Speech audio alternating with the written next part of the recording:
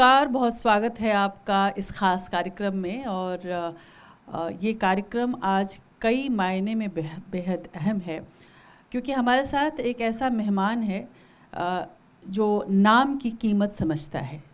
Shakespeare ने कहा था कि नाम में क्या रखा है, लेकिन उन्नत पंडित हमारे ख़ास मेहमान जो कि कंट्रोल जनरल हैं आईपी और ट्रेडमार्क के, वो जानते हैं कि नाम या विचार कॉन्सेप्ट्स में बहुत कुछ रखा है। यानी कि अगर देखा जाए, अगर आप कोई कंपनी है या आपका कोई आइडिया है तो उसका ट्रेडमार्क, उसके लोगो, उसका नाम बहुत ज़रूरी है। और उसके साथ साथ जिस तरह से ये विभाग काम कर रहा है, और मुझे बताते हुए खुशी भी हो रही है कि शायद इस वक्त इस विभाग की जो कार्रवाइयाँ हैं उससे इसे कहा जाए कि भारत सरकार के लिए नवरत्न होने वाला है ये, तो बहुत कोई गलत बात नहीं होगी।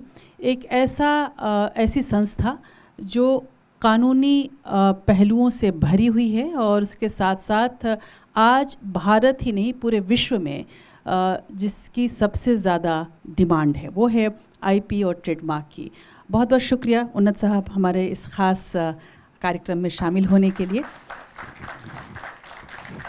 और इस कार्यक्रम की रूपरेखा में एक छोटी सी आपको बता दूं कि जब इसमें कई नए वकील भी हैं, कई पत्रकार भी हैं, और यानी कि आप दोनों ही, जिस तरह से आप समाज और कानून दोनों को ही एक तरह से संबोधित करते हैं, ये भी वैसा ही मंच होगा। आपकी से बात शुरुआत करूं। सबसे पहले आईपीआर डे अभी हमने मनाया है, और एक महिला होने के नाते मुझे बड़ी खुशी है कि इस बार महिलाओं पर बहुत ध्यान दिया गया। इनफैक्ट इस बार की थीम भी महिलाओं से जोड़ कर रखा गया, और मैं ये मानती हूँ कि शायद बौद्धिक संपदा को बचाए रखने में महिलाओं का बड़ा हाथ है। उसके बावजूद कितनी तरह की चुनौतियाँ हमारे सामने होती हैं। क्या एक्सपीरियंस रहा है आपका इस पूरे मसले पर? देखिए, इस बार का विषय विशेष रूप से बहुत ही महत्वपूर्ण है। वर्ल्ड इंटेलेक्चुअल प्रॉपर्टी ऑर्गेनाइजेशन की स्थापना का जो दिवस है वो वर्ल्ड आईपी डे के रूप में पूरे विश्व में मनाया जाता है, और कल वर्ल्ड आईपी डे था। और इस बार वाइपो ने ये डे को सेलिब्रेट करने के लिए woman and IP accelerating innovation and creativity ये थीम रखी। अपने आप में ही ये विशेष थीम है, और जब भारत की बात होती है तब हमारे लिए और भी इसका महत्व बन जाता है, क्योंकि महिलाएं ना सिर्फ भारतीय संस्कृति की धरोहर को संभाले रखे हैं और जनरेशन से जनरेशन आगे वो हमारा भारतीय संस्कृति का ज्ञान लोगों को दे रहे हैं, अपने बच्चों को भी दे रहे हैं। तो बौद्धिक संपदा भी एक तरह से हमारा एक इनर्ट कल्चर है जो महिलाएं 21वीं सदी में अपनाएं और आईपी कल्चर के कैरियर के रूप में आगे ये नॉलेज को बढ़ाएं। चुनौतियां हैं समाज में, बहुत सारी ऐसी चुनौतियां भी है, लेकिन हमारा एक कल्चर रहा है जैसे हर महिला अलग अलग प्रकार के रोल पूरे दिन भर निभाती है। सुबह अगर माँ का रोल है तो बाद में एक पत्नी का रोल है, फिर अगर वकील है तो फिर कोर्ट में जाना है तो एक वकीलात होने के नाते अपने असील को योग्य मार्गदर्शन देना ये है, जज है तो जज करना। तो इस तरह के विभिन्न प्रकार के रोल महिलाएं निभाती हैं। तो ये भी एक प्रभु ने एक रोल तय किया है कि महिलाएं आईपी कैरियर के रूप में आईपी के ज्ञान को इस सदी में आगे ले जाए। तो हम ऐसी घड़ी पर बैठे हैं कि भी कोरोना के बाद पूरा विश्व नए सिरे से पूरे मानव जीवन को देख रहा है, तब हम नई दिशा देने वाले हैं, और महिलाओं की इसमें विशेष भूमिका रहने वाली है। बिल्कुल। अब महिला होने के नाते ये सवाल मैंने पहले पूछ लिया, लेकिन दरअसल ये हम ज़रूर जानना चाहेंगे कि तमाम वकील यहाँ पे और नए जो बडिंग वकील एडवोकेट्स हैं वो भी यहाँ बैठे हैं, पत्रकार भी बैठे हैं, उनकी जानकारी के लिए और मेरे उन तमाम दर्शकों के लिए जो बहुत हद तक इस विषय को नहीं समझते हैं, मैं आपसे ये ज़रूर जानना चाहूँगी, एक तरह से आप हमारे दर्शकों को ही बताइए, वकीलों को ही बताइए कि पूरा विभाग कैसे काम कर रहा है, जब से आपने संभाला है, इसके पहले क्या क्या स्थितियाँ रही हैं और क्या क्या विज़न है आने वाले समय का। ये पूरा सर एक तरह से आपका भाषण ही है लोगों के लिए। मैं संक्षिप्त में बात रखने का प्रयास करूँगा। मेरे विभाग के अंतर्गत भारत की बौद्धिक संपदा को कैसे एडमिनिस्टर करना, कैसे इस बौद्धिक संपदा का जो राइट है लोगों को प्रमाणित करके देना, ये काम आता है। जब बौद्धिक संपदा की बात आती है तो पेटेंट, ट्रेडमार्क, कॉपीराइट, डिज़ाइन और जियोग्राफिकल इंडिकेशन, ये विशेषकर इन विषयों के ऊपर हमारा विभाग कार्य करता है। जिनको अपनी बौद्धिक संपदा इन विभागों के अंतर्गत प्रमाणित करवानी है, रजिस्टर करवानी है, उनको आवेदन करना होता है। पेटेंट के लिए एक हमारा पेटेंट एक्ट है जिसके अंतर्गत नोवेल्टी, इन्वेंटिव स्टेप और इंडस्ट्रियल एप्लीकेबिलिटी अगर है तो आपको पेटेंट के राइट मिल सकते हैं। इसके साथ भारत में कुछ ऐसे नॉन पेटेंटेबल इन्वेंशन भी सेक्शन 3 के अंतर्गत लिखे गए हैं, जिसमें कि अगर आपका इन्वेंशन उसमें फॉल होता है तो उसको ग्रांट नहीं किया जाता है। तो यहाँ पर ही लीगल कॉम्प्लेक्सिटी आती है और टेक्निकल भी है। प्योरली सिर्फ लीगल नॉलेज है और आप अपने क्लाइंट के लिए पेटेंट प्रमाणित करके ले सकते, ऐसा ज़रूरी नहीं है। टेक्निकल नॉलेज होना भी आवश्यक है। इसीलिए कई बार मेरा वकील के साथ जब भी इंटरेक्शन होता है तो मैं ये बात ज़रूर कहता हूँ कि हम ना सिर्फ लीगल पर्सपेक्टिव से चीज़ों को देखें, हम टेक्नोलॉजी पर्सपेक्टिव से भी चीज़ों के देखें, साइंटिफिक पर्सपेक्टिव से भी देखें और इनका समाज के लिए उपयोग क्या है, ये सबसे महत्वपूर्ण है। ट्रेडमार्क में जैसे आपने बताया कि नाम में क्या रखा है, नाम में ही सब कुछ रखा है। अगर एक नाम का बड़ा ब्रांड बना है, उसी नाम से कोई एक व्यक्ति कोई एक छोटा ब्रांड बनाकर फिर से वही चीज़ लॉन्च करेगा तो क्या होगा? जो खरीदने वाला है वो कंफ्यूज हो जाएगा। तो वहाँ पर ही नाम में रखा है, वहाँ पर ही डिस्प्यूट होते हैं और अपोजिशंस फाइल होते हैं, चीज़ें कोर्ट के दस्तक तक जाती हैं और वहाँ फिर रिजोल्यूशन आते हैं। कई बार हम ये सोचते हैं कि जैसे आईपी एड्रेस जो www करके इंटरनेट का आईपी एड्रेस आता है, तो आईपी एड्रेस यूनिक होता है, तो कैसे इसमें क्या दुविधा हो सकती है? तो ऐसा होता है कई बार कि भाई मेरा जैसे उन्नत पंडित नाम है, तो हाल ही में किसी ने उन्नत पंडित ऑफिशियल करके एक ले लिया।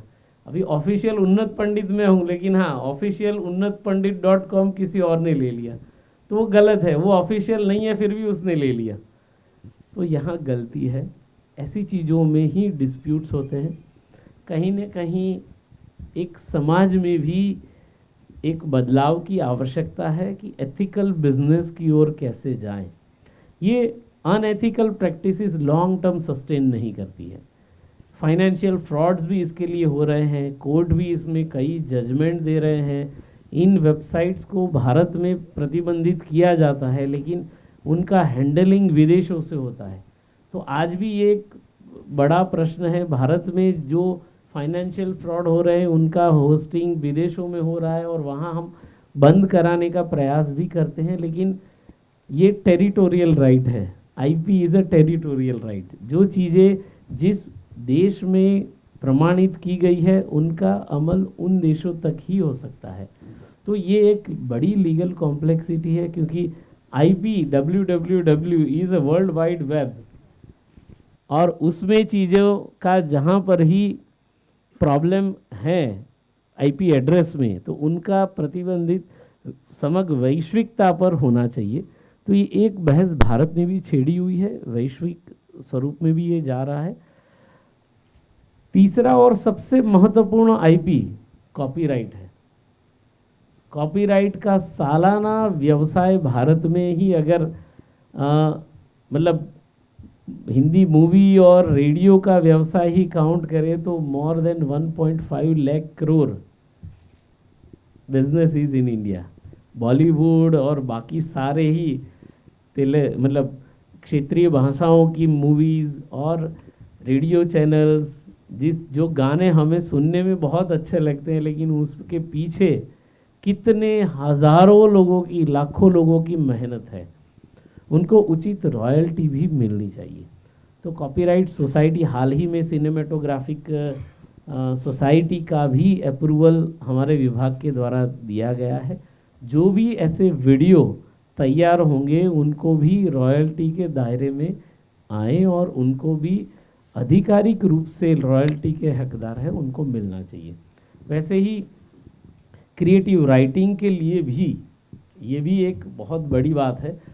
आज हम एआई की दिशा में जा रहे हैं और एआई काफ़ी कुछ हमारे लिए लिख रहा है।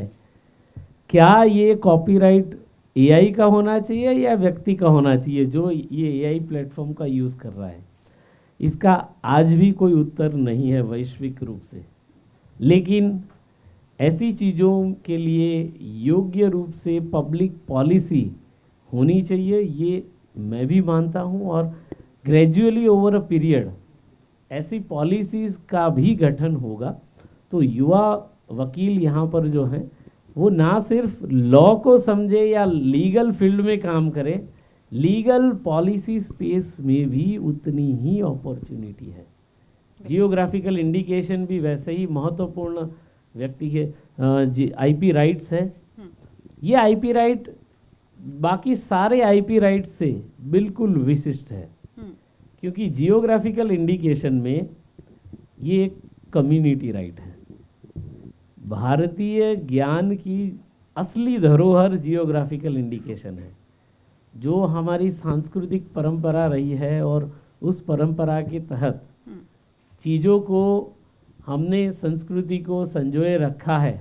ये एक बहुत बड़ी बात है और इस हमारे सांस्कृतिक धरोहर को आगे ले जाने का काम जियोग्राफिकल इंडिकेशन कर रहा है। जैसे बनारसी सिल्क, कितने सारे बुनकर बनारसी सिल्क बनाते हैं, लेकिन जो हाथ से बनाते हैं वो असली बनारसी सिल्क है।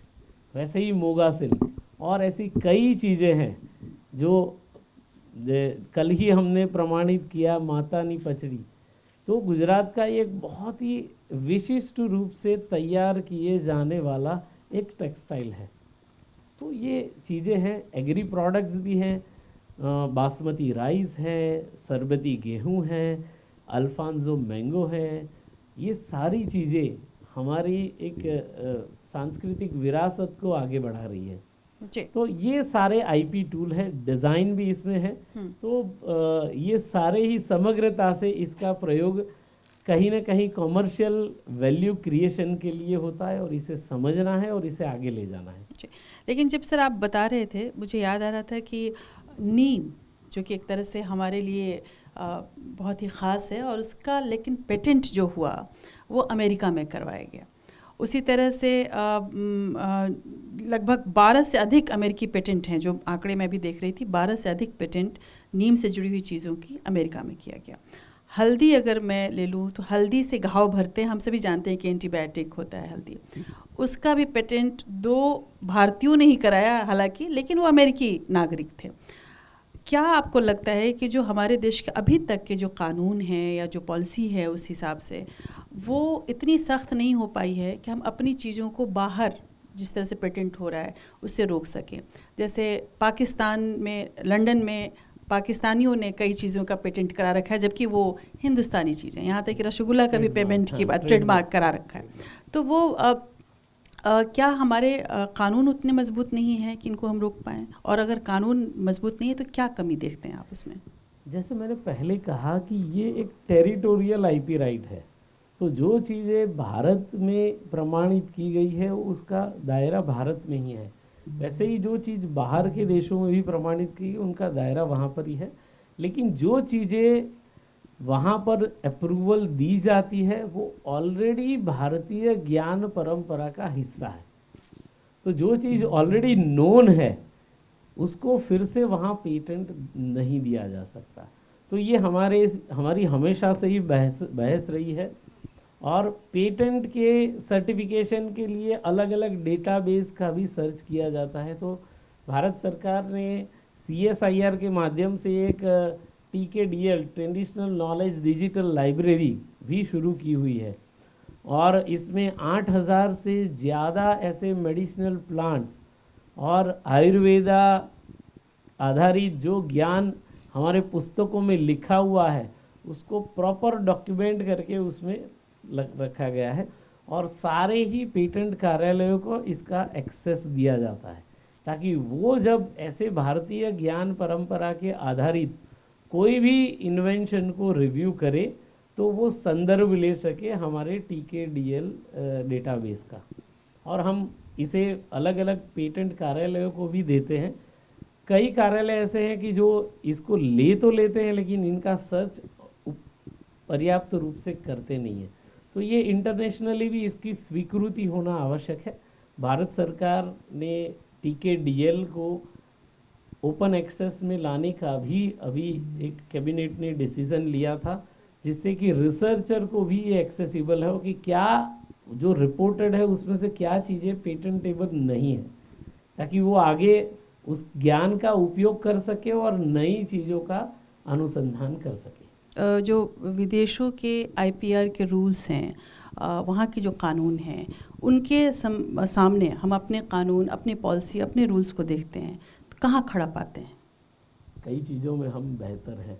किन चीज़ों में है फिर तो? जैसे कि हम सब मानते हैं कि एक चीज़ जो ऑलरेडी पेटेंटेड इन्वेंशन है उसमें हल्का सा बदलाव करके उसी की नई पेटेंट लेना और उसको प्रमाणित करवाना, तो उसी प्रोडक्ट का एक छोटा सा मॉडिफाइड वर्जन आगे और 20 साल तक मार्केट में रहेगा। तो ये एक पेटेंट की लाइफ ख़त्म हुई, दूसरी पेटेंट की लाइफ शुरू हुई, और दूसरी पेटेंट फिर आगे बढ़ेगी, वो ख़त्म होगी तो कुछ और मॉडिफिकेशन करके लाया जाएगा। तो कोई भी एक प्रोडक्ट का हमेशा से एवरग्रीनिंग होगा। तो ये एवरग्रीनिंग उचित नहीं है। छोटा सा बदलाव करना ये स्वाभाविक प्रक्रिया है, इसमें कोई बड़ा साइंस टेक्नोलॉजी इन्वॉल्व नहीं रहता है। इसे रोकने के लिए भारत में सेक्शन 3 को लाया गया है। उसमें स्पेसिफिकली जो फार्मा रिलेटेड प्रोडक्ट्स है उनको सेक्शन 3D के माध्यम से कि एनहांस्ड एफिकेसी नहीं है तो इनको पेटेंट राइट नहीं मिल सकता है। तो वो उनको स्पेसिफिकेशन में या संदर्भ सबमिशंस में, रेफरेंस सबमिशंस में भी इसको देना पड़ेगा और प्रूव करना पड़ेगा कि ये एनहांस एफिकेसी देता है। और वहाँ पर ही अगर ये सही मायने में एफिकेसी देता है तो उसको प्रमाणित किया जाएगा, रजिस्टर्ड किया जाएगा। अगर नहीं देता है तो वहाँ रोक ले। जब ये कायदे की मैं बात कर रहा हूँ, विभिन्न कंट्रीज़ ने, साउथ अफ्रीका है, इंडोनेशिया है, इन सभी देशों ने हमारे सेक्शन 3D को वर्बेटिम एक्सेप्ट करना शुरू किया है। तो वो लोग भी नहीं चाहते। अमेरिका में भी भले ही सेक्शन 3D नहीं है, लेकिन अमेरिका ने भी खुलकर कहा है कि जो ऑलरेडी मार्केट में अवेलेबल ड्रग हैं उनसे बेहतर ड्रग अगर कोई भी इनोवेटर लेकर आता है तो उसे हम स्वीकृति देंगे। तो ये भी इनडायरेक्टली तो वो भी मानते हैं कि भी एवरग्रीनिंग एक बड़ी समस्या है। स्वीकृति करना और इतना आगे बढ़ने के बाद पीछे हटना थोड़ा मुश्किल रहता है, लेकिन इंटरनेशनली हमारे कायदे एक बैलेंस्ड जजमेंट देते हैं। ह्यूमैनिटी और IP फ्रेटर्निटी के लिए एक अच्छा स्टैंड लेकर आ रहे हैं। जहाँ जहाँ उचित बदलाव की आवश्यकता है, भारत सरकार बिल्कुल उसके लिए IP फ्रेंडली है, ये मैं कह सकता हूँ। क्योंकि 2014 के बाद आज 9 साल के अंतराल में हमने 10 से 12 बार अलग अलग रूल और एक्ट में बदलाव लाए हैं। तो ये एक बड़ी पहल है कि भी IP फ्रेंडली होना और IP फ्रेंडली एक्शन होना, ये दूसरी चीज़ है। भारत सरकार ये एक्शन लेकर भी आई है और उसका फ़ायदा भी लोगों तक पहुंचा है। सर, आप नीति आयोग में भी रहे, स्टार्टअप्स, खासकर स्टार्टअप्स को आपने देखा। कई बार ऐसा होता है कि जो हमारे रूल्स हैं, ट्रेडमार्क के रूल हैं या आईपी के रूल हैं या कॉपीराइट के रूल्स हैं, स्टार्टअप जो कंपनीज़ होती हैं उनकी एक बड़ी दिक्कत होती है कि वो उसमें बहुत बड़ी बाधा बन जाते हैं। कोई बड़ी कंपनी है, उसी के तर्ज पे अगर मैं भी कुछ शुरू करना चाहती हूँ, उन स्टार्टअप्स के इस कॉन्सेप्ट को किस तरह से बचाते हैं आप लोग इन पूरे कानून के दायरे में? देखिए, स्टार्टअप के लिए तो भारत सरकार ने एक तरह से दरवाजे खोले हुए हैं। पहले आईपी फैसिलिटेटर करके एक सारे ही युवा जो आईपी अटर्नीज़ हैं उनके लिए मौका था, तो भारत सरकार ने 465 आईपी फैसिलिटेटर्स पहले प्रमाणित किए थे कि भी कोई भी स्टार्टअप या individual inventor IP right protect कराना चाहता है तो ये आईपी फैसिलिटेटर उनको हेल्प करेंगे। और इनका जो भी शुल्क होता है, प्रोफेशनल फ़ीस, टोकन ऑनरेरियम कह सकते हैं हम, क्योंकि वकीलों की फ़ीस बहुत ज़्यादा होती है। स्टार्टअप और इंडिविजुअल इन्वेंटर शायद अगर अफोर्ड नहीं करते सकते तो official fees plus token honorarium, ये SIPP प्रोग्राम जो भारत सरकार ने DPIIT के माध्यम से शुरू किया था वो था। इस प्रोग्राम की नए अवतरण में, नए वर्जन में, इस प्रोग्राम को नया नाम हमारे commerce industry minister Shri Piyush Goyal ji ने दिया। बहुत ही सुंदर सा नाम है, आईपी मित्र। सो एक फैसिलिटेटर होना और एक मित्र होना, हम शब्दों की ही माया जाल समझेंगे लेकिन शब्द में और भाव में बहुत बड़ा अंतर है। फैसिलिटेटर वो है जो प्रोफेशनली कागज़ों को देगा और वहाँ पहुँचाएगा और जितनी उचित सहायता हो सकती है वो करेगा। एक मित्र है तो शुरू से अंत तक आपके साथ रहेगा। और ये फैसिलिटेटर 465 से आज हमारे पास 2000 से ज़्यादा आईपी मित्र है। और आईपी मित्र नाम ने ही इतना जादू कर दिया कि वो सारे ही स्टार्टअप्स को, इंडिविजुअल इन्वेंटर को, स्मॉल मीडियम एंटरप्राइजेस को, ऐसे छोटे छोटे उद्यमी को भी अपने सारे ही आईपी राइट प्रोटेक्शन के लिए पेटेंट, ट्रेडमार्क, कॉपीराइट, डिज़ाइन, जो भी उन्हें प्रोटेक्ट करना है इनको मिल सकते हैं। इनकी सूची भी हमारी वेबसाइट ipindia.gov.in पर लगी हुई है। तो ये सारे ही 2000 आईपी मित्र का पूरा कॉन्टेक्ट डिटेल्स के साथ, कौन से शहरों से है, वो सारी डिटेल है। तो सारे स्टार्टअप उनको रीच आउट कर सकते हैं। जी। इसके साथ साथ, हालांकि थोड़ी तल्ख सवाल है सर ये, पर सच्चाई भी है। ट्रेडमार्क हो या आईपीआर डिपार्टमेंट हो, ऊपर से नीचे तक बहुत कुछ हमने हर तरीके से इसको बांधने की और पारदर्शी बनाए रखने की कोशिश की है। उसके बावजूद हम ये अक्सर ये देखा जाता है कि इसका वायलेशन होता है, कहीं ना कहीं करप्शन भी होती है। उन सब चीज़ों से कैसे बचाएंगे आप? देखिए, गलत चीज़ें समाज में हो रही हैं, वो उचित नहीं है।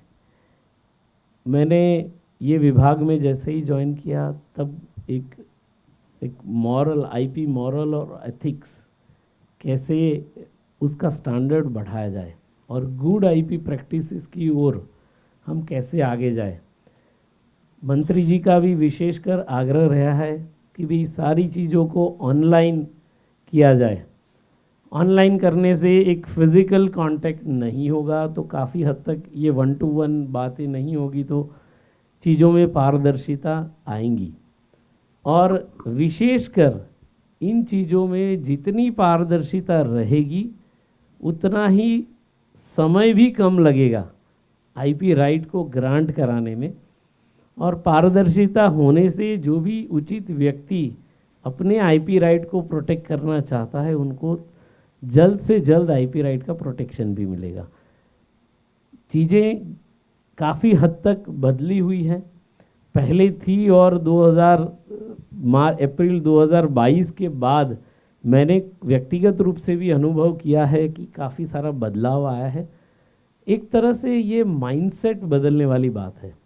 तो माइंडसेट बदलाव किसी एक व्यक्ति के पहल से नहीं आएगा, समग्रता से आईपी इकोसिस्टम को, आईपी फ्रेटर्निटी को इस मानसिक बदलाव की ओर जाना पड़ेगा। और निश्चित रूप से मैं व्यक्तिगत, मेरा एक मत रहा है कि किसी भी गलत काम को इनफाइनाइट मोड में जारी नहीं रखा जा सकता। आज टेक्नोलॉजी का ज़माना है, चीज़ें बदल रही है। जब फिज़िकल पेपर डॉक्यूमेंट से बात होती थी तब की बात अलग थी। आज कंप्यूटर हमसे ज़्यादा जानकारी इकट्ठा रखता है, तो वहाँ ऐसी चीज़ें ध्यान में भी आती है। ऐसे लोगों, अभी हाल ही में एक पेटेंट कार्यालय के अधिकारी को ही बॉम्बे हाई कोर्ट ने 4 साल का क्रिमिनल पनिशमेंट दिया हुआ है। तो ये चीज़ें होती है, जहाँ गलत होता है वहाँ न्याय है, और न्याय है वहाँ निश्चित रूप से पारदर्शिता आएंगी, और पारदर्शिता से लोगों को भी इसका उचित न्याय मिलेगा। बिल्कुल, और न्याय से जुड़े हुए तमाम लोग भी हमारे साथ हैं इस वक्त। सुप्रीम कोर्ट के वाइस प्रेसिडेंट प्रदीप राय जी भी हमारे साथ हैं, और तमाम यहाँ नए वकील भी हमारे साथ हैं। उनके मन में भी बहुत सारे सवाल हैं सर, उनके सवाल भी मैं लेती जा रही हूँ ताकि वो सवाल शुरू करते हैं। Good morning sir. Good morning.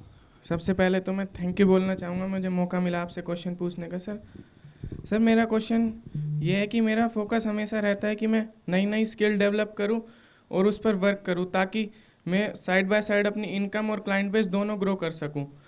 Sir मेरी जैसे स्पेशलाइजेशन है टैक्सेशन में, तो क्या मैं आईपीआर को ऐसा साइड बाय साइड कर सकता हूं without doing specialisation in IPR? Because IPR में सर ज़्यादातर चीज़ें जैसे ट्रेडमार्क हो गया, पेटेंट हो गई, ये ऑनलाइन ही प्रोसेस होती है, तो क्या मैं साइड बाय साइड कर सकता हूँ सर? ये साइड बाय साइड करना ये उचित है, लेकिन जो भी क्लाइंट आपके पास आता है उसके आवेदन को अंत तक ले जाना, और उसके लिए जो आवश्यक आपकी सहायता की ज़रूरत है वो आपको करना पड़ेगा। ऐसा नहीं है कि ये पार्ट टाइम करके सिर्फ आवेदन करके छोड़ देना, ये उचित नहीं है, क्योंकि चीज़ें समग्रता से देखनी है। एक व्यक्ति का भविष्य आपके सपोर्ट सिस्टम पर खड़ा है, तो आप निश्चित रूप से दोनों ही पहियों पर अपना पैर रख सकते हैं, दोनों ही बाइक पर सवार हो सकते हैं। अजय देवगन के जैसा, उसका कॉपीराइट नहीं है इसके लिए, लेकिन हाँ आपको बैलेंस भी उतना ही रखना पड़ेगा। Thank you sir. और दूसरा सवाल। Good morning, sir. Sir, right before you started, you mentioned about how the various AI, generative AI tools are being used, and how the protection is in a situation where can the law address it? The question is now where. So my question is regarding the same thing itself. We have various generative tools, including ChatGPT and AI. So how does the protection being offered, and what are the things that we need to keep in mind as creators, or as even as protectors, or people who are interested in this field? So how do we keep ourselves in the knowledge, and also if we are to create an asset using these kind of generative tools, how do we protect ourselves with the current laws in the system? See, on utilization of AI based tools like ChatGPT or various such tools are available, accessible, people are freely using it, but how much is the moral and ethically it is right? So we answer we have, it is not a right, because the way say as this channel is putting up all the questions, narrative, and there is a set pattern of this, and everyone has this pattern which is available. Now somebody wants to, and this pattern is the key USP of each and every program. Like there is a set pattern on which you are asking the questions to all your different invited guests. So that USP is going to be used for making the program successful. Now, based on this success, if somebody else tries to mimic this using the AI, and without any kind of a violation, because there is no superimposed copyright content. But yes, the pattern has been noticed, and based on that pattern which is there, AI has given or framed the questions, which is not right. And using this program, somebody else is also trying to mimic this kind of a discussion, debates, and riding on somebody else's success. Using some technology tool, how much it is a fair and ethical? Legally, it is not a right approach, but yes, on the IP Act and on the legal framework, the entire matter is yet to be decided, developed. Jurisprudence is also not clearly indicating what is right, what is wrong. But gradually time will speak. Internationally also, various countries are bringing up their guidelines, their framework on operating on this kind of a challenges. India is also trying to bring a clarity here. We have not yet set any kind of amendment focusing on this kind of a futuristic technology platform. But morally, this is not right. And if person has an individual creativity, they have to use it on their own. This is an intellect which is bringing the creative content.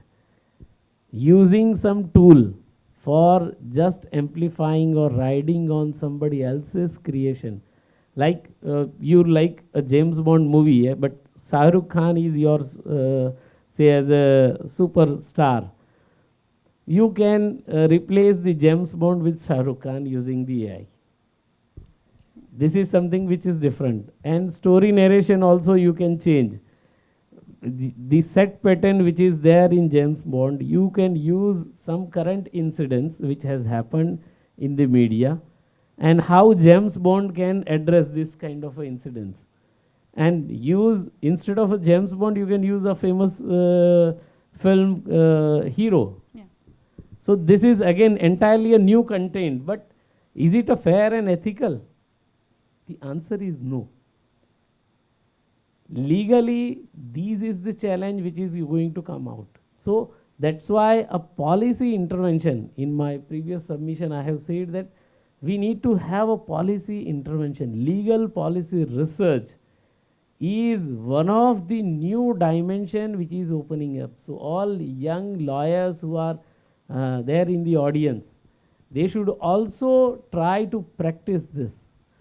Not just, law is not just in between the bare acts, the title and back cover. Yeah. It is beyond the book. लेकिन sir वो मजाक में कहा जाता है कि IPR की practice करनी हो तो बस एक बेयर एक्ट पढ़ो और प्रैक्टिस शुरू हो जाएगी. क्या आपको लगता है कि वाकई उस बेयर एक्ट से प्रैक्टिस शुरू हो जाएगी? बिल्कुल. ये बेयर एक्ट से फिर मतलब जो बात हुई ना कि भी बेयर एक्ट से आप एप्लीकेशन के फॉर्म देख सकेंगे, भर सकेंगे, उसको प्रोटेक्ट नहीं करा पाएंगे. क्योंकि प्रोटेक्ट कराना है तो यहाँ इंटेलेक्ट और ये फोरसाइट डेवलप करना पड़ेगा. टेक्नोलॉजी को समझना पड़ेगा, टेक्नोलॉजी को अपनाना पड़ेगा, और इस टेक्नोलॉजी के माध्यम से जो चीज़ें तैयार होती है उन पर कैसे प्रोटेक्शन लिया जा सकता है, ये महत्वपूर्ण है. जी, आपने बात की इंटेलेक्चुअल प्रॉपर्टी की और क्रिएटिविटी की. आज की तारीख में जितने भी हमारे पास रूल्स रेगुलेशंस हैं, उनके होने के बावजूद अक्सर आपने देखा होगा कि फ़िल्मों की, ख़ासकर फ़िल्मों की, गानों की कॉपीराइट, फिल्मों की कहानियों की कॉपीराइट, अक्सर ये केसेस आते हैं.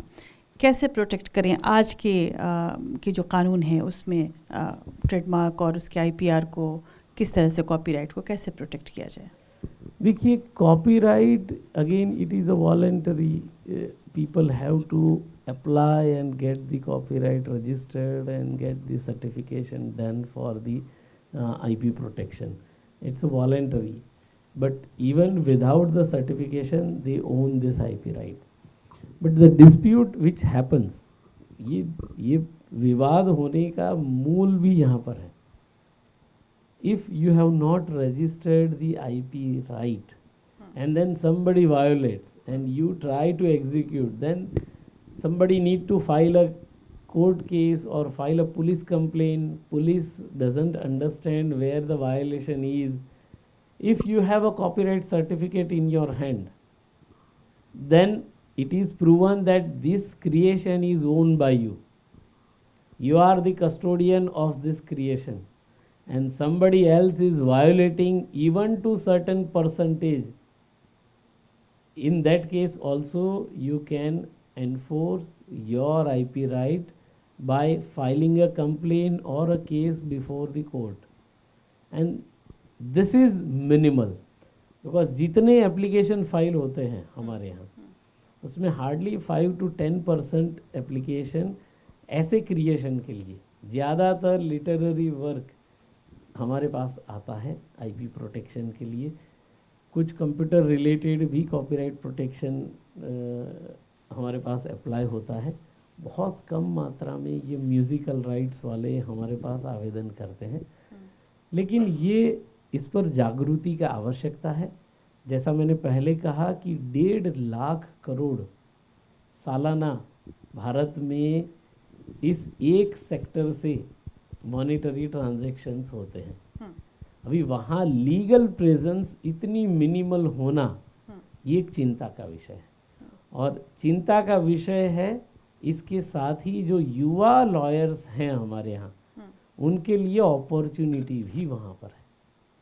तो ऐसे क्षेत्रों में भी अपना प्रायोरिटी काम करिए ताकि इनमें भी आगे बढ़ा जा सकता है. जी, और सवाल? Good morning, sir. Sir, I might not have my facts straight, but so we're gradually entering into metaverse, right? And there are certain assets there which are recognized by NFTs. I just wanted to know how you protect those assets and how one can, how the assets will be affected by metaverse. Single digital creation is protectable under the TM Act, but NFT is something which is a mimic of one creation in the digital form, and this is not a singular digital form. There are multiple NFTs which will get created, and there will be a minimal change. Say as Rajinikanth is a superstar, and based on the Rajinikanth's various character play in the South Indian movies, somebody has created a NFT on Rajinikanth, and with different glasses and the shades, different wearable outfit, they can create a multiple such NFTs, and even on a similar outfit, similar look, there will be a different kind of NFTs. So now they are selling this NFT on the blockchain platform, and each individual is buying this NFT, and people are buying this NFT, so they are the custodian for this NFT. But on a look, size, shape, there is a similarity. Using this NFT as your brand logo or image is a risky affair. And still, like AI, which I have earlier mentioned on the copyright and content related challenges, NFT is the technological challenge which trademark domain is facing. And yet internationally there is no such jurisprudence or legal framework designed for this. So it is a challenge which is evolving, but certainly this kind of a creation or IP right are equally going to bring the complexity and disputes. So for this kind of a dispute, lawyer is the ultimate solution who has to defend such cases, and that's where I think technological understanding is important for lawyers. If you are not understanding this kind of a futuristic platforms, their coding, their fundamentals, then you cannot defend your client. So it is no longer a clear cut one singular domain in the career. You need to have a multiplication, multi-dimensional, multilingual as well in your approach when you are working for the IP practice. जो GI की बात कही है आपने sir, उसमें हम कहाँ तक पहुँच पा रहे हैं? क्या उससे मैं ये मानूँ किसानों का हक है, कामगारों का हक है? इसके अलावा अगर हम कॉपीराइट की बात करें तो बहुत सारी ऐसी आर्ट है हमारे यहाँ, चाहे वो संगीत में हो या पेंटिंग में हो, उन सब को कहीं न कहीं बचाने की, संरक्षित करने की ज़रूरत है। क्या जीआई के माध्यम से ये सब कुछ बचाया जा सकेगा, या कम से कम दूसरे इसको न ले लें, वहाँ तक हम पहुँच सकेंगे कि ये हम अपने आप पास रखें इसका अधिकार? निश्चित रूप से जीआई एक कम्युनिटी राइट है और ये अपनी कम्युनिटी में ही ये सुरक्षित है। कम्युनिटी से बाहर जाएगा या वो जियोग्राफिकल बाउंड्री से बाहर जाएगा तो वो आईपी राइट नहीं है लीगली। और जहाँ तक भारत के जीआई प्रोटेक्शन की मैं बात करूँ, 1999 में ये जीआई एक्ट पास किया गया पार्लियामेंट में और वो एक्ट स्थापित हुआ और 2003 से उसके रूल्स वगैरह बन के उसको लागू किया गया। जब जीआई एक्ट को लागू किया गया तब मतलब हमारा भारत देश विविधताओं से भरा हुआ है। हर प्रदेश की एक नई पहचान है, उनकी सामाजिक और उनके खान पान, रहन, उनके कपड़े, उनके लोकगीत, उनके पहनावे में एक विशेष पहचान है। जैसे आसाम की मैं बात करूं तो आसाम की संस्कृति की ये पहचान है आसाम का गमछा। इस गमछा का जीआई एप्लीकेशन 2017 में हमारे पास आया। अभी ये गमछा तो सालों से वहाँ पर उसकी पहचान रहा है, लेकिन आधिकारिक रूप से प्रमाणित किया गया 2023 में। और हाल ही में जब वर्ल्ड रिकॉर्ड हुआ बिहू का, तब इसका रजिस्टर्ड सर्टिफिकेशन आदरणीय मुख्यमंत्री आसाम को हमारे जीआई रजिस्ट्री ने प्रेजेंट किया। तो ये इस तरह से ये सामाजिक धरोहर है।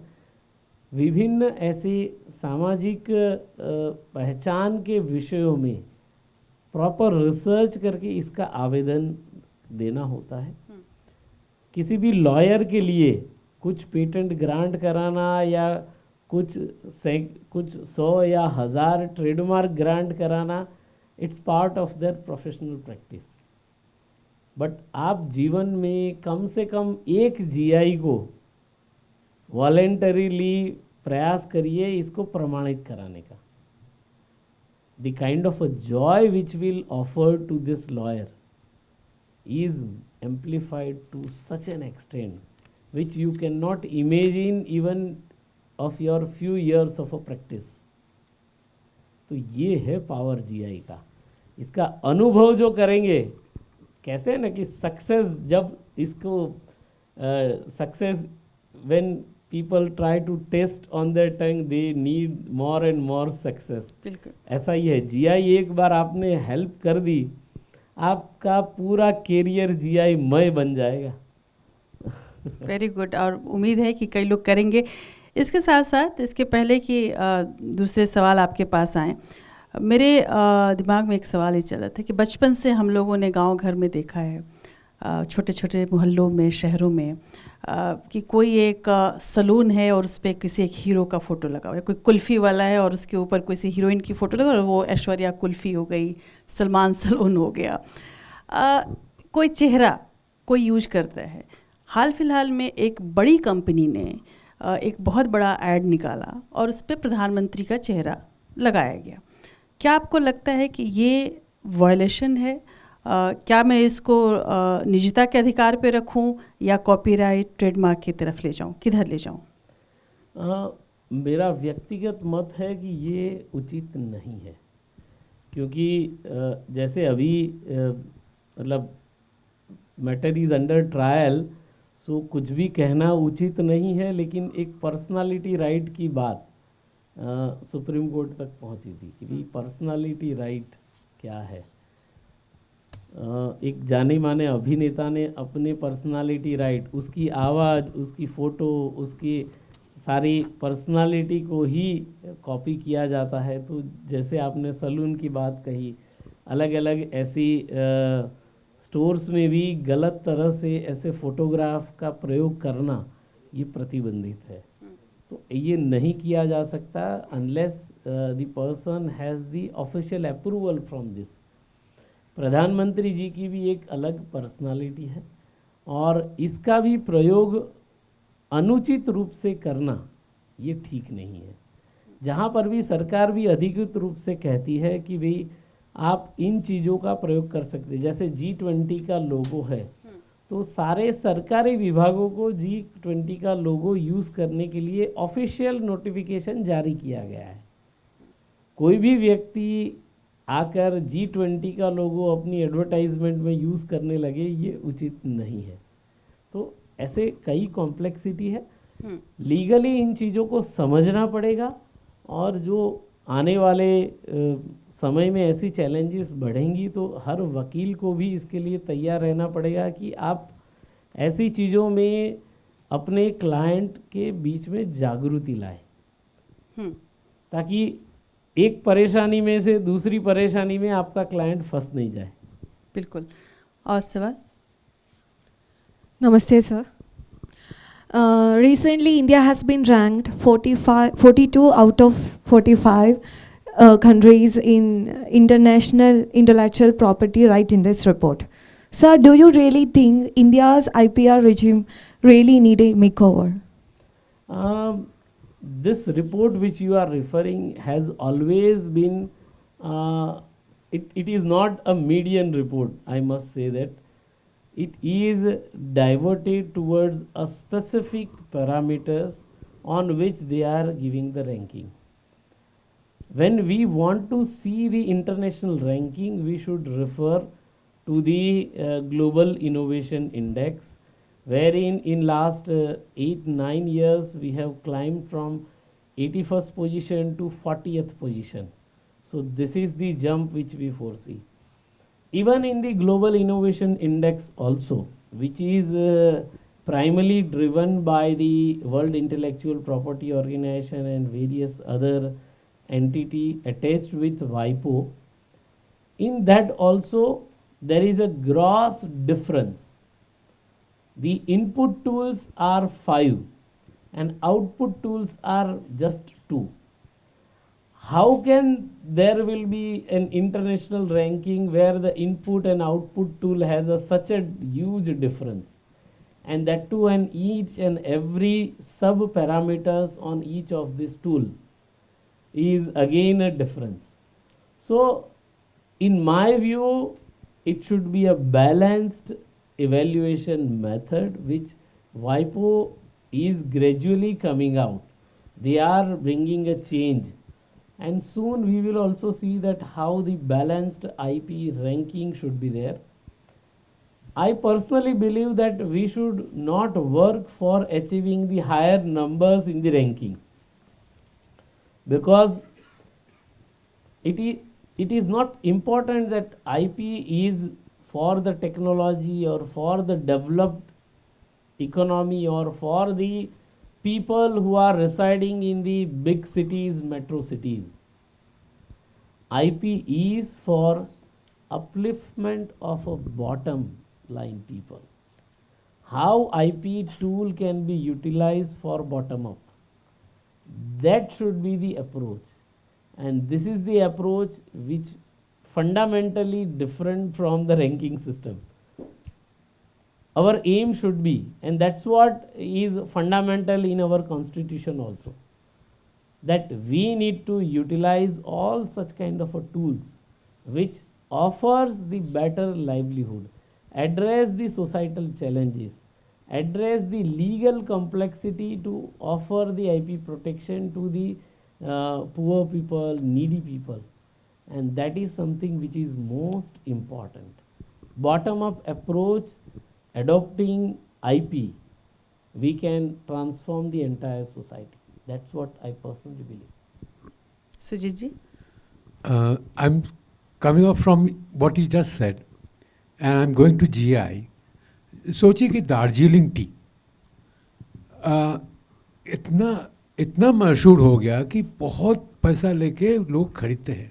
If per kilo is 20,000 rupees, per kilo is 30,000 rupees. But you said the community right. Community को क्या मिलता है? Does the community benefit from it? Only the companies benefit. Does the community benefit in any way? ये क्या किया जाता है भाई? What is the right of the community actually?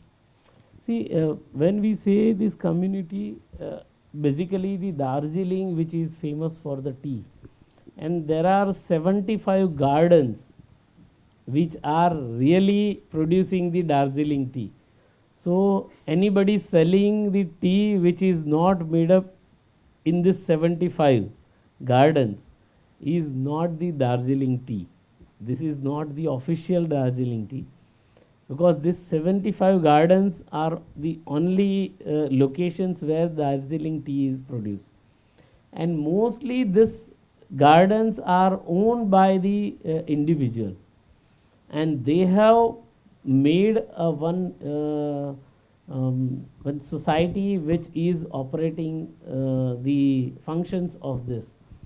And it is equally important because each and every gardener who has the people who are plucking the tea leaves, their social upliftment is the primary responsibility of this society.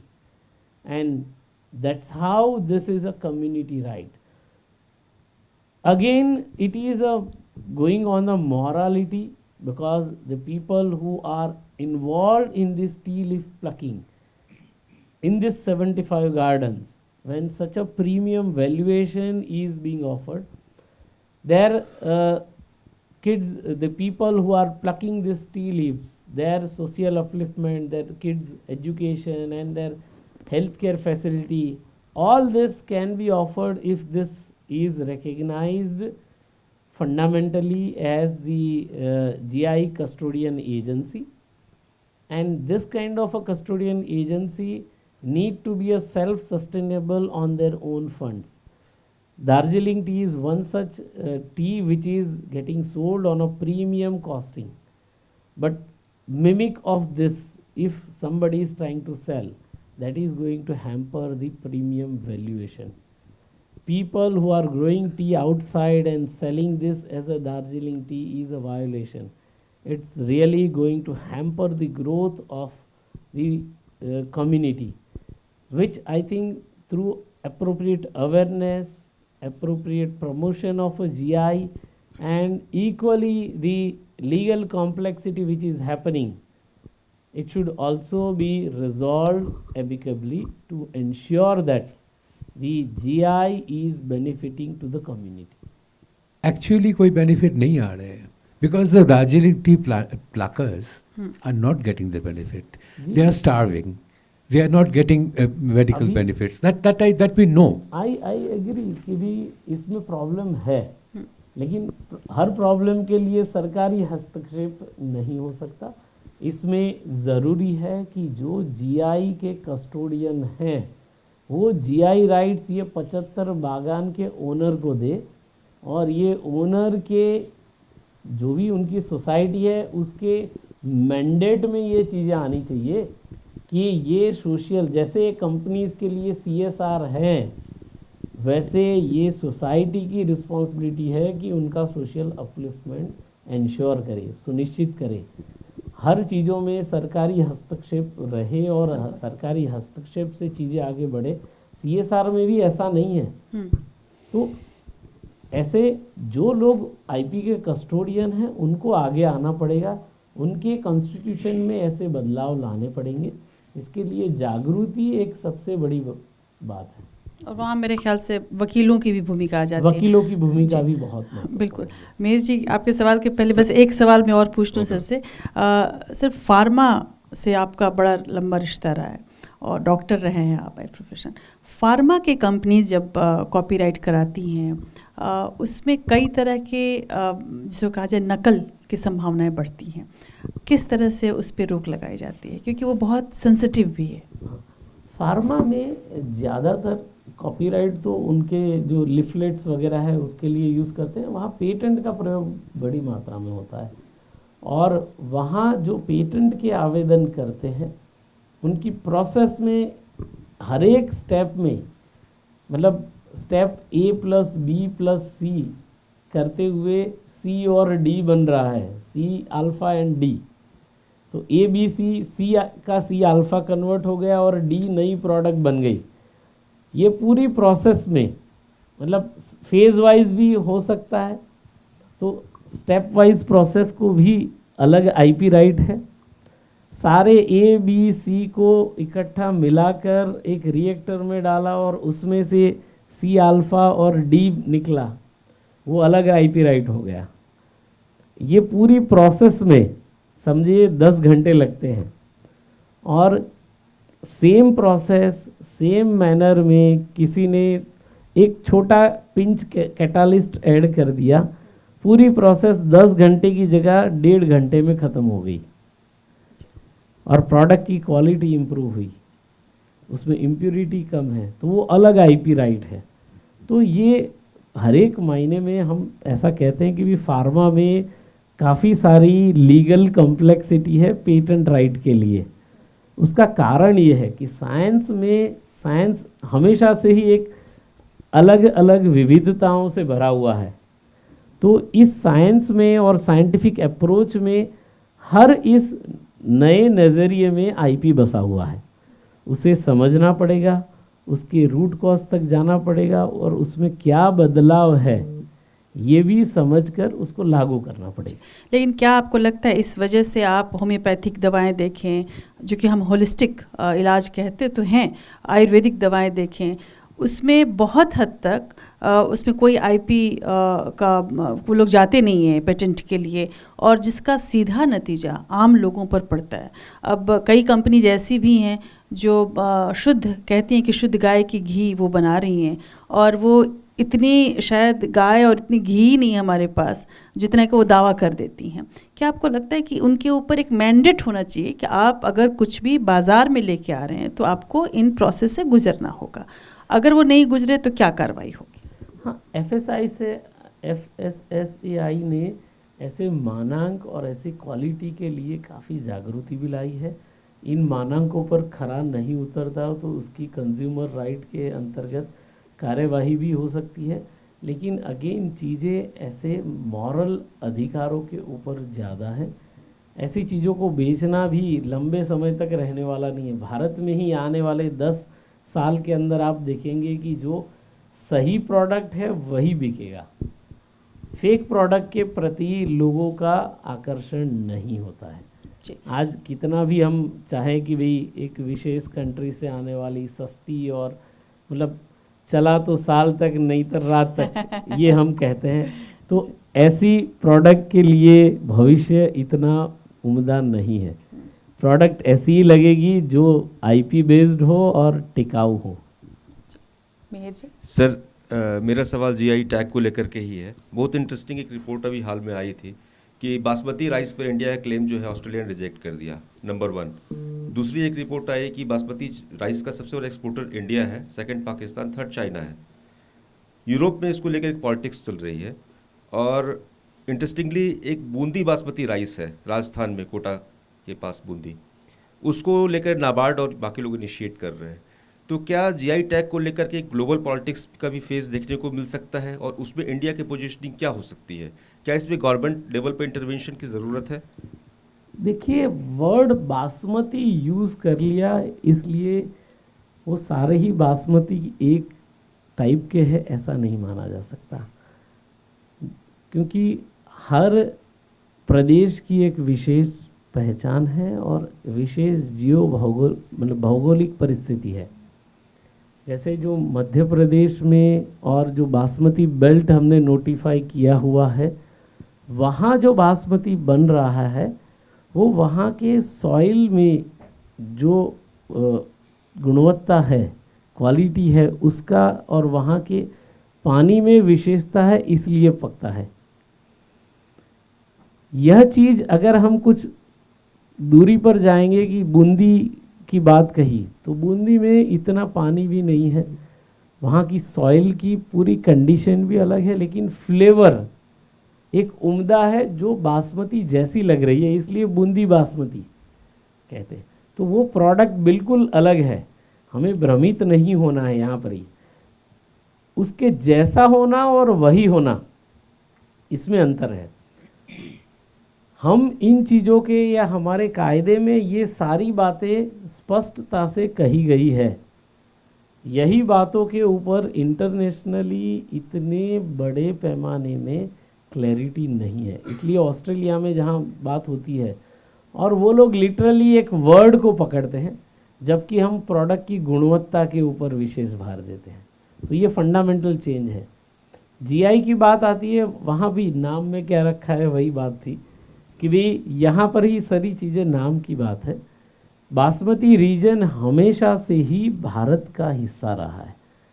Pakistan में जो flavoured rice है वो पाकिस्तानी बासमती कह सकते हैं। अगर वो पाकिस्तानी बासमती कहेंगे तो उस प्रोडक्ट की वैल्यू बिल्कुल कम हो जाएगी। लोग बासमती वर्ड पकड़ते हैं, नाम ही वहाँ पर उपयोगी है। तो जैसे इसीलिए वो लोग भी जहाँ जहाँ भारत के बासमती का क्लेम होता है तो वो वहाँ पर विरोध करते हैं। आपको इतना ही लगाव है बासमती से तो आप एक बार पाकिस्तानी बासमती क्यों नहीं कहते? जैसे यहाँ बूंदी के लोगों को एक विशेष लगाव है तो बूंदी के लोगों ने बूंदी बासमती कहा और बूंदी बासमती से ही वो पहचान देना चाहते हैं बूंदी के लोग। अगर पाकिस्तान को इतना ही बासमती लगाव है तो पाकिस्तानी बासमती कहे। अगर वो पाकिस्तानी बासमती कहते हैं तो ये लीगल कॉम्प्लेक्सिटी जो ऑस्ट्रेलिया में या बाकी अन्य प्रदेशों में हुई है, यूरोप में हुई है, ये होगी ही नहीं। वो चाहते नहीं है क्योंकि सक्सेस जहाँ पर है उसकी सक्सेस पर लोग राइड करना चाहते हैं। बिल्कुल। और लोगों को भ्रमित करके अपनी प्रोडक्ट को मार्केट में ले जाना चाहते हैं। इसका भविष्य लंबा नहीं है। चीज़ें बदल रही है, चीज़ें लोगों के ध्यान में भी आती है।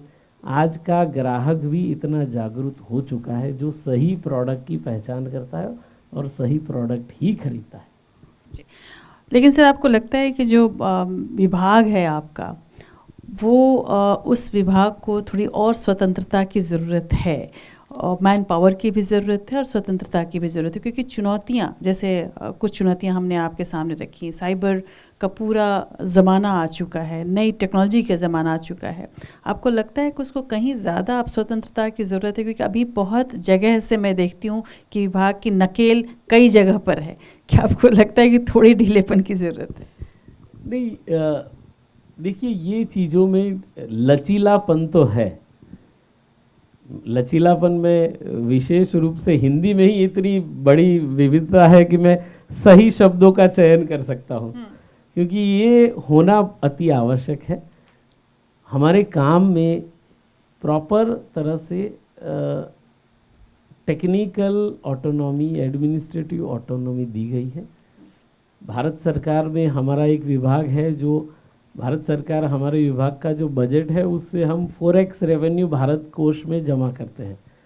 तो एक तरह से ये एक उम्दा विभाग है जो लोगों के बौद्धिक अधिकारों की चिंता करता है, उनको प्रमाणित भी करता है। एडमिनिस्ट्रेटिव ऑटोनॉमी हमारे पास ये सारी चीज़ों के लिए है। क्वाशी जुडिशियल फंक्शन जो है वो हर ऑफिसर यहाँ निभा रहा है। एप्लीकेशन के बढ़ने का दौर काफ़ी तेज़ी से हुआ और भारत सरकार में रिक्रूटमेंट प्रोसेस इतनी तेज़ी से नहीं चली, तो इसलिए कुछ बैकलॉग भी हमारे विभाग में है। इस बैकलॉग के लिए भी भारत सरकार ने हाल ही में कुछ ऐसे कॉन्ट्रैक्चुअल मैन पावर को भी सैंक्शन किया है, लेकिन परमानेंट मैन पावर की प्रपोज़ल भी स्वीकृति हुई है। कुछ प्रपोज़ल इन प्रोसेस है, क्योंकि ये आदरणीय नरेंद्र मोदी जी के नेतृत्व में एक बात मैंने विशेष रूप से देखी कि किसी भी समस्या का अगर हल ढूंढना है तो उसे जड़ से ठीक करना। तो ये जड़ से ठीक करने के लिए मतलब फाइनेंस मिनिस्ट्री ने, DPIIT ने और सारे ही संबंधित विभागों ने हमें स्वीकृति दी और 1000 नए ऐसे परमानेंट मैन पावर को हमारी ऑफिस में आने वाले समय में हम रिक्रूट करने जा रहे हैं। तो ये क्या- बड़ा बदलाव है, बहुत तो ये आईपी फ्रेंडली नेशन होने की ओर जा रहे हैं। बिल्कुल। और जो आपने आईपी मित्र की बात कही है, इस रिक्रूटमेंट की बात कही है, क्या आप लोग नए वकीलों को भी कुछ रखने वाले हैं? कोई ऐसा पैनल बनेगा कि अगर कोई नया वकील है वो चाहता है तो क्या आप लोग उनको पैनल पे रखेंगे ताकि ज़्यादा से ज़्यादा वो प्रैक्टिस अपने इस क्षेत्र में कर सके? क्या इस तरह की कोई संभावना है? आईपी मित्र प्रोग्राम ही इसीलिए बनाया गया है, और SIPP प्रोग्राम के अंतर्गत आईपी मित्र ये IPR की प्रैक्टिस कर सके इसलिए उनको प्रेरित किया गया है। और कुछ ऐसे लॉ प्रोफेशनल्स हैं प्रैक्टिस के बाद अगर सरकारी जॉब में आना चाहते हैं तो ये एडवर्टाइजमेंट आने वाले समय में आने वाली है, उसके लिए तैयारी करनी पड़ेगी। कॉम्पिटिटिव एग्ज़ाम के माध्यम से वो सरकारी जॉब में भी आ सकते हैं, क्वासी जुडिशियल फंक्शन में भी आ सकते हैं, कंट्रोलर, रजिस्ट्रार बनकर ये सारे आईपी राइट्स को ग्रांट कैसे करना और लोगों को उचित न्याय दिलाने की दिशा में भी आप आ सकते हैं। तो ये भी अपॉर्चुनिटीज़ हैं सभी के लिए। बहुत बहुत शुक्रिया सर। इस अच्छी बात के साथ हम अंत करेंगे। और जैसा कि आपने बताया, और एक मशहूर गाना भी है कि नाम गुम जाएगा चेहरा बदल जाएगा, मेरी आवाज़ ही मेरी पहचान है। लेकिन यहाँ पे ये कहना होगा कि आवाज़ भले गुम हो जाए, चेहरा बदल जाए, पर नाम गुम नहीं होना चाहिए और नाम में ही सब कुछ है। और ये इस विभाग की खासियत है, और ख़ासकर उन्नत साहब उन्नत जी के निर्देशन में ये विभाग और उन्नति कर रहा है। और आपको बहुत बहुत शुभकामनाएं इसके लिए, और ख़ासकर इस कार्यक्रम में हिस्सा लेने के लिए बहुत बहुत शुक्रिया सर आपका। Thank you very much. हमारे साथ उन्नत जी हैं और इनका सम्मान करने के लिए मैं आग्रह करूंगी प्रदीप राय जी का।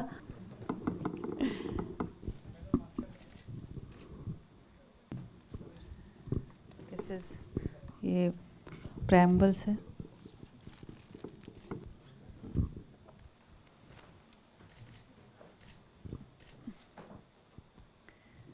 This is gem of the Basa since अभी हम लोगों ने इतनी देर से उन्नति के उन्नत मॉडल के साथ और कई विषयों के पंडित उन्नत पंडित जी को सुन रहे थे।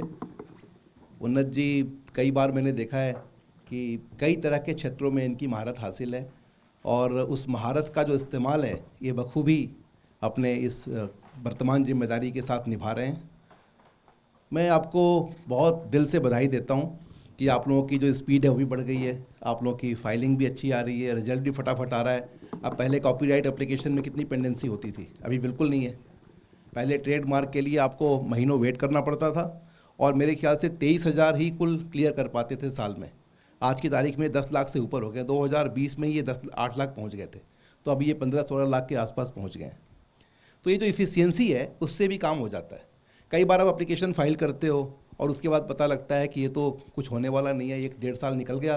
कई बार एप्लीकेशन फाइल करने के साथ अगर रिजल्ट नहीं आए तो उसकी जो उपादेयता है, जो उसकी इम्पोर्टेंस है, वही जीरो हो जाती है, क्योंकि आपको उस टाइम चाहिए। मैं तो इन्हीं का राष्ट्रीय जी का देखता हूँ, देश की बात इन्होंने शुरू की, उसका हम लोगों ने कॉपीराइट भी कराया, लेकिन बहुत से लोग देश की बात करते हैं। मैंने कहा चलो करने तो, उनको फ़र्क नहीं पड़ता, लेकिन ये धीरे धीरे इसका महत्व बढ़ेगा। मैं उन्नत जी आपसे एक ही रिक्वेस्ट करूँगा कि जो हमारे यंग लॉयर्स हैं उनको ज़रूर अपने यहाँ ट्रेनिंग की व्यवस्था भी कराइए। और मैं आपको सुप्रीम कोर्ट बार एसोसिएशन की तरफ से रिक्वेस्ट कर रहा हूँ, मैं आपको हर साल कुछ चुनिंदे लोगों को, जो लोग करना चाहते हैं उस क्षेत्र में काम, उनकी लिस्ट आपको दूंगा। अगर आप उनको जगह जगह ऑफिस में एकोमोडेट करें, ट्रेन कराएं, तो ये आपके भी बड़े काम आएंगे और इस देश की भी बड़ी सेवा होगी। तो मैं आपको इन्हीं शब्दों के साथ आपका बहुत बहुत आभार व्यक्त करता हूँ। आप यहाँ पर आए और आपका बहुत बहुत स्वागत, आभार। बिल्कुल, ये एक जो आपने बात कही वो बहुत ही महत्वपूर्ण है कि युवा वकील, अगर जब तक कहते हैं ना कि भी कमल खिलता है तो हाथ भी कीचड़ में जाने चाहिए, तब कमल का पूरा हमें आस्वाद मिल सकता है। माँ के चरणों में अर्पित कर सकते हैं, सरस्वती माँ के चरणों में। ये बौद्धिक संपदा का क्षेत्र ज्ञान का है क्षेत्र है, तो वहाँ पर जब तक आप सिस्टम में अंदर नहीं जाएंगे तब तक सीखने को कुछ नहीं मिलेगा। और ऐसे सारे युवा वकील के लिए हम आईपी इंटर्नशिप भी लेकर आने वाले हैं। तो कुछ समय के लिए आप हमारे यहाँ आइए और काम करके देखिए। तो ये मतलब 2023 में थोड़े समय बाद ही हम इसका आवेदन की प्रक्रिया और ये सारा चल रहा है, लेकिन ये भी एक प्रयास है कि भी आप टेबल के इस साइड भी देखिए कि कितनी चुनौतियां हैं। तो टेबल के उस साइड से जब आप प्रैक्टिस करेंगे तब आपको ध्यान में आएगा और तब आपको सही सामाजिक परिप्रेक्ष्य की पहचान होगी। तो धरातल पर रहकर लोगों को बौद्धिक संपदा के अधिकार दिलाना, ये आप दोनों ही तरफ का आपने पहलू देखा होगा, तभी आप कर सकते हैं।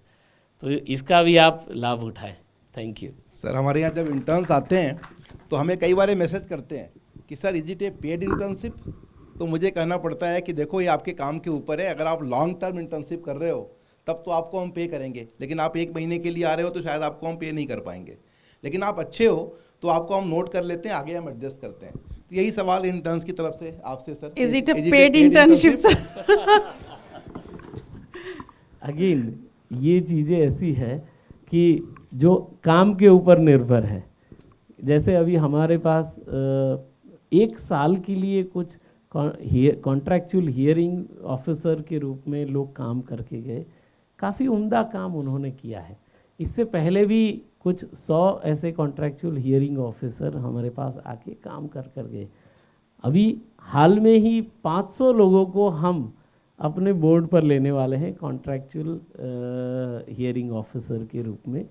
तो यहाँ आएंगे तो जुडिशियल फंक्शन है, क्वासी जुडिशियल है, लेकिन बिल्कुल इसका दायरा और इसका स्कोप उसी तरह से किसी को न्याय देना, किसी के आवेदन को न्याय देना। तो इसमें आपकी रुचि है तो आप निश्चित रूप से टेबल की इस ओर आ सकते हैं। बहुत बहुत धन्यवाद सर। हम लोग की दुआ है आप ऐसे ही खुश रहें, मुस्कुराते रहें, प्रसन्न रहें और आपकी जो रोशनी है वो बाकी जगह भी फैलती रहे। बहुत बहुत धन्यवाद सर एक फोटोग्राफ सर आपके साथ।